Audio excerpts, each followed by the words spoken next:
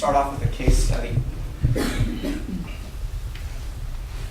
Miguel is in his mid-late 30s. He's the son of a small business owner. His father's the business owner. And his mom's a hospital nurse. By all means, Miguel grew up living the American dream for Latinos. Family immigrates. They get educated. They attain well-paying jobs. Miguel did okay in high school and went on to study engineering in college. He got a job working as a mechanical engineer for a local company where he's been thriving. Miguel dated in college and got married in his mid-20s. The marriage lasted for 7 years. He feels fortunate that they didn't have any kids to drag through the process. He's tried dating a few times but hasn't really found someone to connect with. Nor is he interested in making a long-term commitment at this time. He's not too keen on marriage right now. A few months ago, Miguel noticed that he was having a hard time getting out of bed. He got to work late, but because he does such a good job at work, his team manager didn't really mind, didn't pay much attention to it. But the late mornings and the drudgery of getting out of bed started to get thicker. It started to get heavier. And soon he found himself not being able to get to work on time. His team manager invited him into his office and said, Miguel, you've been working with us for 12 years now. And all this time, I've really never known you to be someone late. You're always consistent. You're always on time. But I also noticed that you're not yourself. You don't seem yourself, kind of like you're not here. You're not present. You're checked out. And so the manager just looks at him and says, are you okay? Is everything okay? Miguel was an only child because his parents couldn't have any more kids due to complications. He's never really had tight relationships with others, never really had long-term friends to really do life and enjoy life with. No one really asks him how he's doing since he performs so well at life and at work, it seems. He's financially responsible. He keeps to himself. So he was surprised when he began to cry in his manager's office. The manager was a 48-year-old executive who was known as one of the best leaders in the company to work with and for. Yet he was confident. He kind of had this earthy type of therapeutic presence to him. There was a rumor in the office that he was kind of the company therapist because everyone always felt safe and wanted to talk to him about what was going on in life. So Miguel catches himself, and he didn't really know how to respond, so he starts wiping the tears away and he's saying, I'm sorry, I'm sorry. I don't usually cry. And Tom, the manager, just quietly says, it's okay. It's okay. This will stay here. And he asks him, do you need some time off? And Miguel kind of collected himself, thinks for a minute and says, I think I should take some time off. So he takes the week off because it's a good time to do that right now. That night, Miguel goes home. His mother called him and asked how he was doing. It's kind of a routine that he has with his mom. His mom calls him on a weekly basis, sometimes daily, just to check in on his mijo. And he starts to cry again on the phone. And he tells his mom what happens at work. And Miguel says, I don't know what's happening, but I don't feel myself, and I feel this pain. I feel this knot. And I don't know if I'm depressed. I don't know what's going on. So his mom says over the phone in this calm, collected, she says, mijo, she says, I'm here, and I love you. Miguel had heard these words from his mom all the time. He hadn't really heard them from his dad. His dad was a stern, disciplined man who didn't say much or express many feelings. In fact, Miguel couldn't ever remember his father saying, I love you. He didn't have any memories of his father being emotional or crying. Um, and this thought, for some reason, made Miguel very angry at that moment. He never really talked about it. He had felt this anger before, but he never really talked about it. Miguel felt like something was missing in his life, but he couldn't understand what it was or why he was feeling like this now. Maybe he had felt like this for some time, but it didn't really affect him. He felt this heaviness of heart and couldn't hide it anymore, couldn't suppress it anymore. Obviously, Miguel is a composite of a couple of different characters and stories. It's not me. But it could be, I don't know. But I'd like to share a poem for Miguel and for us. It's by a poet named William Stafford, and it's entitled, Ask Me. Sometime when the river is ice, ask me mistakes I have made. Ask me whether what I have done is my life. Others have come in their slow way into my thought, and some have tried to help or to hurt. Ask me what difference their strongest love or hate has made. I will listen to what you say. You and I can turn and look at the silent river and wait. We know the current is there, hidden. And there are comings and goings from miles away that hold the stillness exactly before us. What the river says, this is what I say. And these are Parker Palmer's words, and he says, ask me whether what I have done is my life. For some, those words will be nonsense. Nothing more than a poet's loose way with language and logic. Of course, what I have done is my life. To what am I supposed to compare it? But for others, and I am one, and I am one. The poet's words will be precise, piercing, and disquieting. They remind me of moments when it is clear, if I have eyes to see, that the life I am living is not the same as the life that wants to live in me. In those moments, I sometimes catch a glimpse of my true life, a life hidden like the river beneath the ice. And in the spirit of the poet, I wonder, what am I meant to do? Who am I meant to be?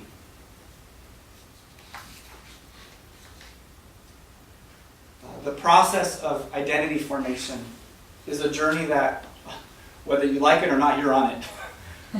Whether you agree with it, whether you're invested in it, whether you're invested in thinking about who you are or what you're meant to be, it's already happening. You are already someone. You're already doing something. It's taken shape and form over many years, over many talks, experiences, relationships, words. And it's an inevitable process, which seems to lead us to some questions that Parker Palmer is asking too. He's asking two questions. Who am I meant to be? What am I meant to do? As a side note, I remember when I was, maybe 9, 10 years old, I was in class and, some adult, I don't know who it was, said, so Roy, what do you want to be when you grow up, right? And I responded, I want to be an aeronautical engineer. It was the smartest thing I could come up with that I thought, gosh, this is really complicated and really smart. I want to do that. If you told me, what is an aeronautical engineer, I'd have no idea. But it sounds really important. Turns out that NASA people are aeronautical engineers. I am not NASA. I'm Hohen. We're good people. We're good people. In our case study, Miguel has been shaped and formed in very specific ways. He is situated in an ethnicity, right? He's Latino, right? We experience the world a certain way. Most of that way is really loud and drunk. Not all of us. But he's been shaped and formed in specific ways by his mom, by his dad, by his work, by his upbringing, by his culture, by his biculture, right? He's American and Latino. His true self, though, seems to be calling out to him. And it seems to be calling out to him in a form of pain. It's almost like pain is paining him to say, pay attention, something's going on. But he might not be listening to it. Maybe wasn't listening to it for a while, and maybe he's starting to say maybe something's going on. Instead, he might be living out a life to be maybe like his heroes, right? Or to please others, right? Maybe to please dad, right? Maybe to be good enough so that dad can say, I love you, I'm proud of you. But something is incongruent with who he truly is and who he currently is. There's a tension. The true self that God has given us will not be silenced forever. It will speak. It will shake. It will move you. It will disorient you if you're not paying attention to it. So some simple questions to kind of go through. What is identity formation? In my own words, it's the process of discovering, befriending, and accepting the true self that is rooted in belovedness. This true self is rooted in belovedness, in belonging, and in blessedness. The Christian faith sees this in the person of Christ, especially visualized in the baptismal scene where he hears his Father telling him words that have changed the course of my life. You are my son.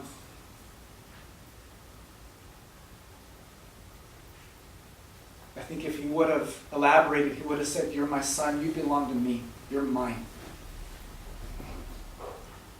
And I love you deeply and richly. You're the pride of my life. You make me smile.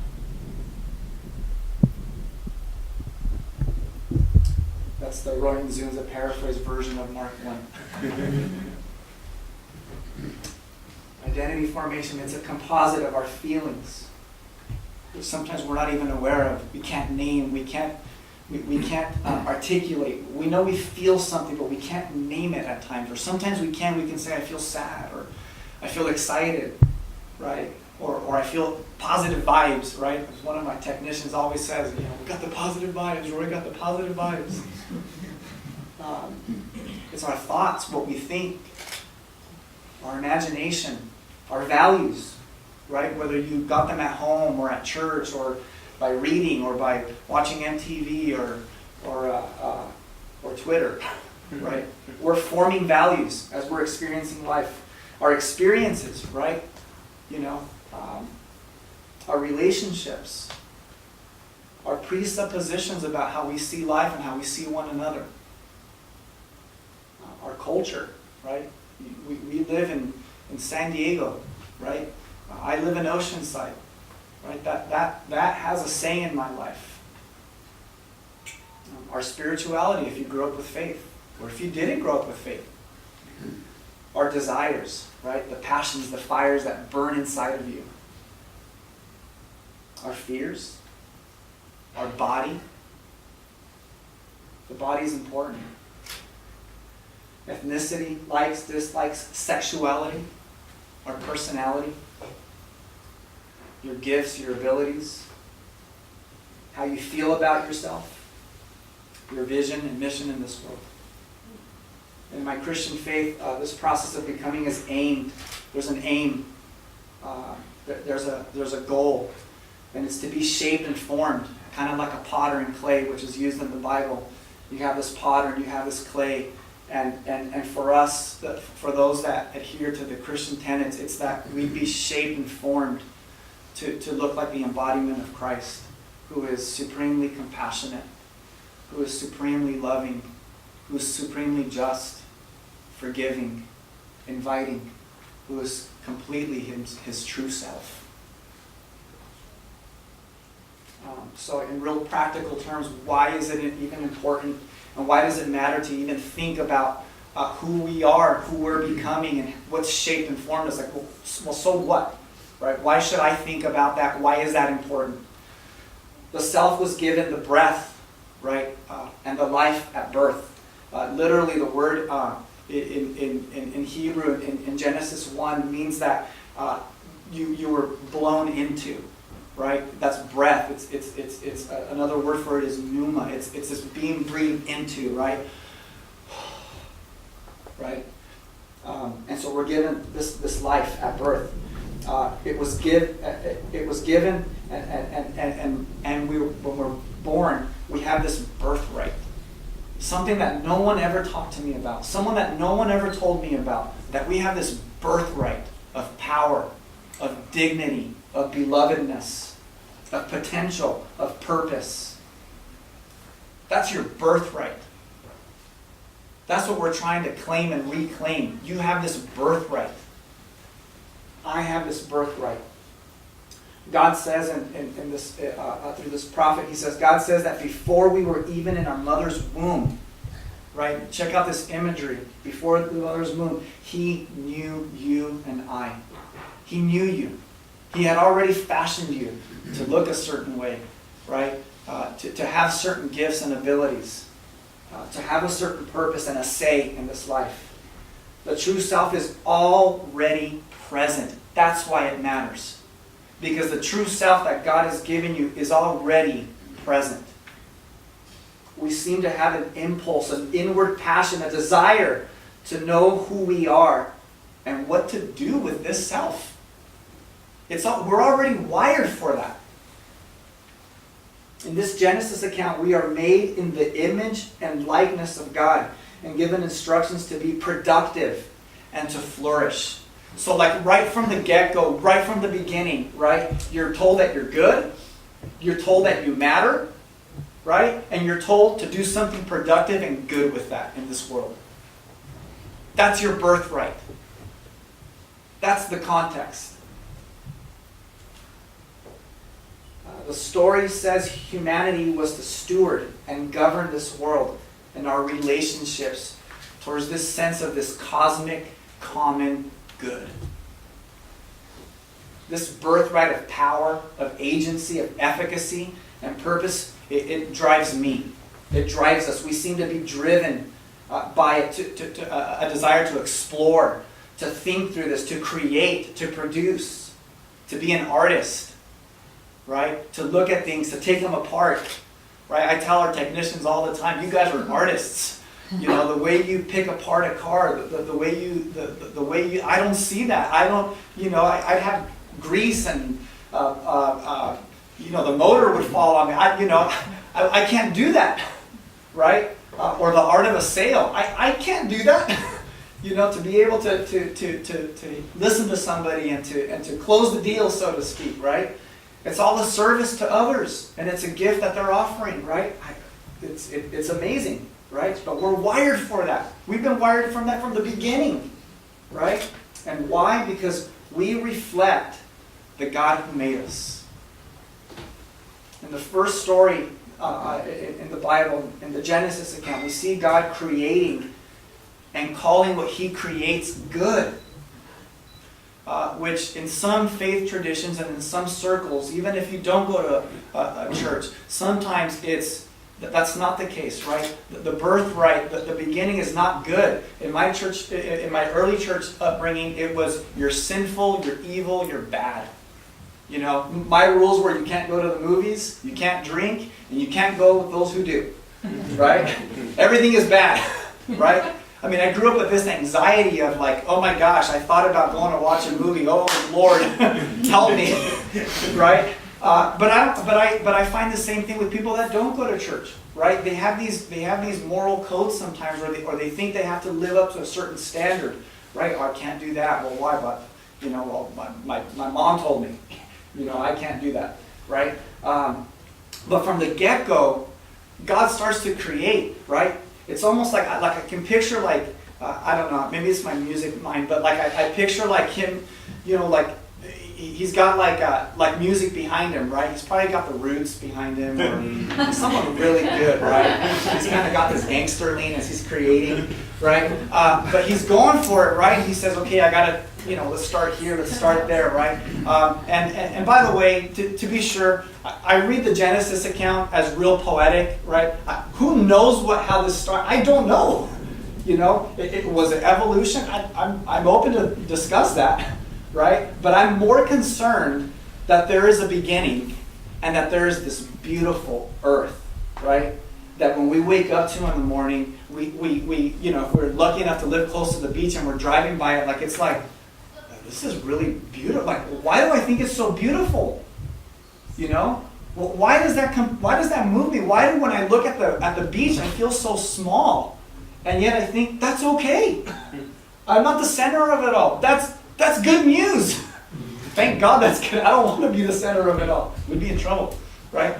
But there's this impulse, right, that says, man, life is beautiful. Like, this is meaningful. This is good, right? So God starts to create all this goodness, and every time he does something, he says, oh, and that was good. And the trees, yeah, that was good.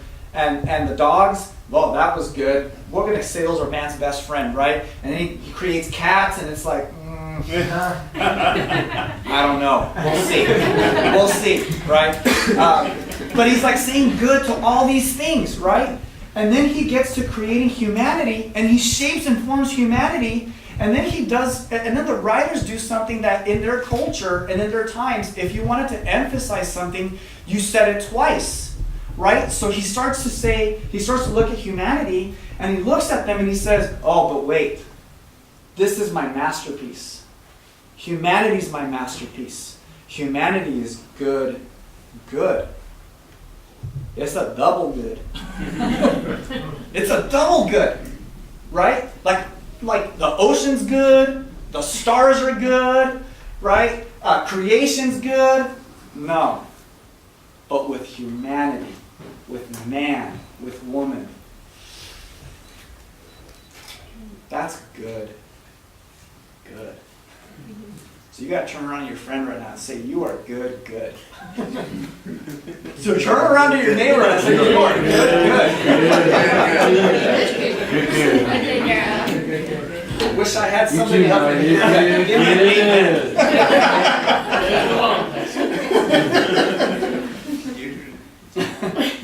So the flow to the creation steps gives us an indicator that God creates a context, an atmosphere for us. And when God makes humanity, it's this double fancy word, this imputation. This double imputation of good. This is the geeky, nerdy thinker side of me, okay? Here's what I'd like to do at this point. I've been rambling for a while, and what I would like to do is that my learning, right, happens best when I'm dialoguing with others, right? When I'm listening to others, when others are teachers. I always tell people, you have a gift, you have something to offer that I want to receive, right? I have a gift, I want to share it with you, but you also have gifts, and so you bring something to the table. So this is what I'd like you to do. I want to stretch you a little bit if you're not used to this, okay? I want you to think about this question. When you were a kid, what did you want to be when you grew up? Okay? And I want you to remember the feeling. I want you to remember what it was, right? If it was exciting. And I want you to take a moment and I want you to share it with the person next to you. And if you didn't have any thoughts like that, share that as well, okay? But share what you're comfortable sharing and just kind of pair up in twos and, just take a moment and just share, I wanted to be this when I grew up and I remember how excited or whatever it was, so. Time's a ticking, you got 2 minutes. Storyline that if we kind of look at our life, right, it's this story, it's made up of these vignettes, these scenes, right? It's got a beginning, right? It's got a middle, it's where you are right now, right? It's where we've been, where we are, and hopefully where we're going, right? And again, this storyline that we have continues to give shape and form and speaks to who we might be right now, right at this moment. So I remember about 10 years ago or so, when I first started my schooling, I started hearing a lot about the concept of story and narrative, and that was like the buzz word, right? You remember this. And then it was in my readings and at school, and I started hearing it in movies, and then even TED Talks. TED Talks started getting into it, and once it gets on TED Talk, it's like, okay, it's legit, you know. And so the storyline thing, a guy named Donald Miller wrote a book on it, and he does conferences and speeches on this stuff now, and I was personally moved by the concept because I felt like now I could be a player, right? I have a story, right? And that story matters, and it's important for me to know what the story is, right? And so I was moved by this concept. And then I saw that my story is part of like this bigger story, right? Like there's this bigger grand narrative that's part of God's story, and even the Bible, right? It has this sense of a meta narrative, right? Like it's got all these little scenes, all these books, but it also has these big themes, right? We call them in theology, we call them creation, right? There's this act of creation at the beginning, and then something happens, right? There's a fall from creation, right? They eat the apple, right? They eat the fig, whatever it is, right? And so there's this sense of brokenness, right? That overtakes the story, so to speak, and it seems like it's a long piece of the story in the Bible of brokenness, of evil at times, right? Of death, of fallenness, right? Like we're meant for this, but we're falling for this, right? And then there's a sense of redemption, right? And then at the end of it, we call it consummation, and really what it is it's heaven coming down to earth, so to speak, and heaven and earth kind of becoming one, right? And it's not utopian, right? But it's a sense of wholeness. In Jewish language, in Hebrew language, it's shalom. It's wholeness, right? It's peace. It's kind of moving from disintegration to integration, right? Moving from being fragmented, right, to being made whole, right? Where all things are made new, right? Where there's renewal, where there's joy, right? Some of my favorite themes are, going from sorrow to joy, going from mourning, right, grieving, to like jubilation, dancing, right? So it's that kind of a thing, right? So the living out of the true self in some ways has a similar pattern. And I didn't really see this connection until I started playing with some ideas, right? And I'll use Miguel kind of as our character, right? So Miguel, he was born, right? So that's creation, right? The true self the true self is already present, right? The belovedness is there, the value, the worth, the birthright's already there, right? And then there's a fall of sorts, right? This true self, maybe he doesn't get in touch with it. Maybe it's not fostered at home. Maybe it's not spoken into. Maybe someone doesn't help him explore that, right? So it becomes distorted. It becomes traumatized. It could become wounded. It could become hurt, right? It becomes hidden, right? So there's fall, right? And it seems like at this point in Miguel's life, the true self wants to be redeemed. The true self wants to be honored. The true self wants to be listened to. He's saying, listen, I'm trying to speak to you. Listen to what I'm trying to say, right? And so it wants to be redeemed. It wants to be honored, this true self. It wants to be felt. It wants to be acknowledged. It wants to be befriended. It wants to be claimed. It wants to be saved. It wants to be rescued, healed. It wants to be made right, made whole, right? That would be the theme of redemption or salvation, right? And as Miguel hears the voice calling out to him, if he listens to it and attends to its desires and this aim, he might reclaim who he is. And then there's consummation. There's a union with God and him, with Miguel and others. right? And consummation meaning deep, intimate connection, union, closeness, nearness, friendship, right? Being able to see one another.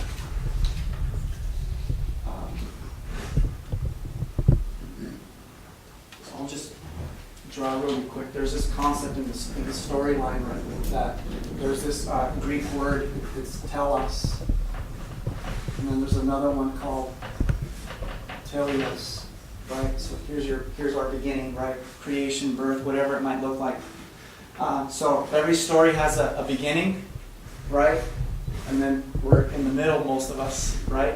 And then there's twists, right? Every good story has a beginning, a middle, and a twist. You got to twist it up, man. But there's a twist to it, right? So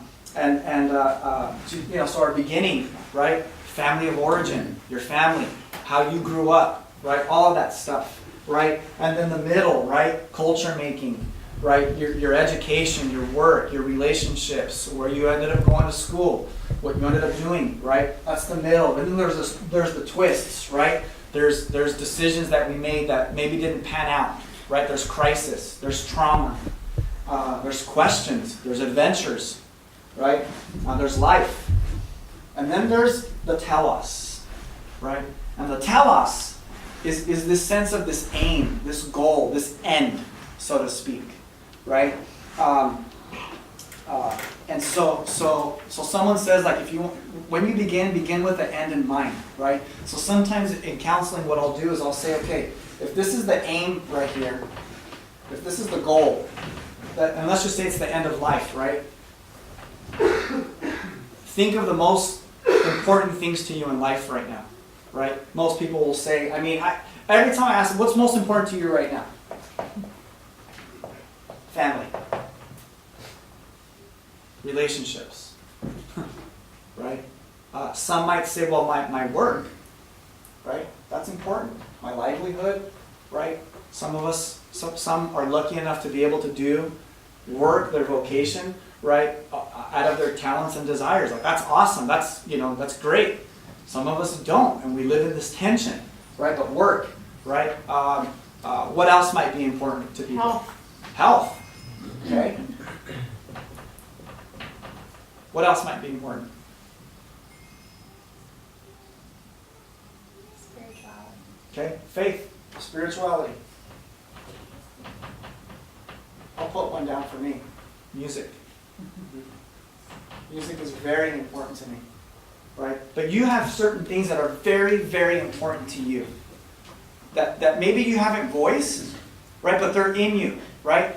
And so as we think of the telos, as we think of the end of life, right? The end. Who do you want to be? Me. Fully you. Who do you want to be? What would you want to have done? What would you want your storyline to have said? Right? What are the words that are going to be said? What's the legacy going to look like?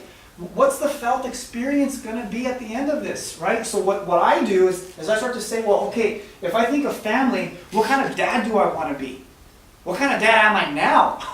Right? There's really good days where I'm a really good dad, and there's other days where I'm like, oh my gosh, how did someone allow me to be a father? Right?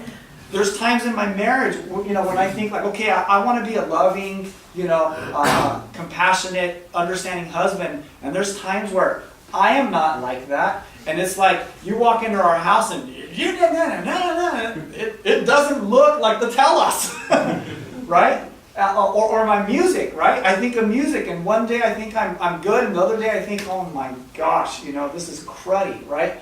But I'm thinking about it, right? And this is part of who I am, right? The interesting thing about this other word right here, this teleos word, is there's two connections, right? Telos, the aim, the goal, right? The vision. Teleos means wholeness. It means maturity. It means that you and I are on this journey of being formed, and that the journey has an aim, it has a vision, it has a goal, right? And it looks whole. We want it to look whole. None of us at the end of our life want to say like, well, I didn't do much with my life, and didn't love really well, and didn't really get to accomplish much in life. No, I mean, that's stupid, right? So there's an end, there's an aim, there's an impulse in us that makes us think about this, right? So I want you to take a moment to think about your own story, right, in your own formation. What is your story feel like to you right now? Where are you? Where are you in this, in this place right now? What matters most to you? Who are you meant to be? What are you meant to do? Because it matters. It matters to God. It matters to me. You're here because you matter to me.